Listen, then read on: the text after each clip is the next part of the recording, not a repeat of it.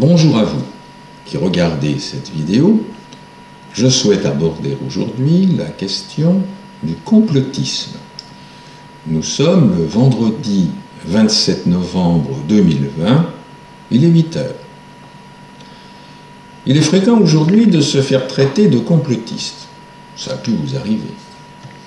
C'est une forme injurieuse de réplique qui évoque une démarche qui s'apparente à la nosologie et suggère que l'interlocuteur souffre d'un trouble mental, proche de la paranoïa. On va tenter de comprendre l'origine de la prolifération de cette offense et voir ce qui pourrait être entrepris pour gérer cette situation. Je souhaite être bref afin de vous permettre de développer une réflexion personnelle. Dans les régimes totalitaires, la psychiatrie, la médecine en général est souvent mobilisée. On pense à la Psirouchka sous Staline.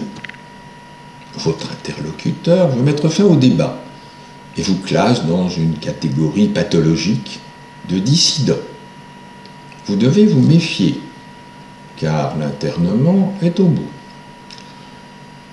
Nous entrons, en effet, en post-démocratie. Les élections peuvent être observées à cet effet. J'ai déjà évoqué cette question dans un commentaire précédent. D'autre part, la grande réinitialisation est en marche. Vous pouvez consulter sur ce sujet un rapport récent du Forum économique mondial. Bon, on est mal barré, et le monde qui vient, si on n'agit pas, risque de matérialiser un des pires scénarios d'anticipation.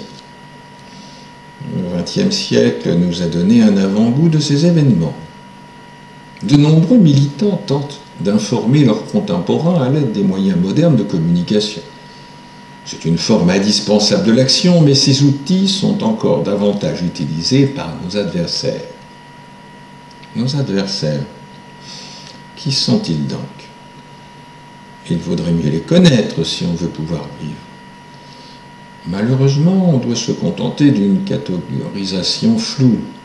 Oligarchie, État profond, etc. Auquel il faut ajouter évidemment la partie visible, les idiots utiles et la classe politico-médiatique des larbins.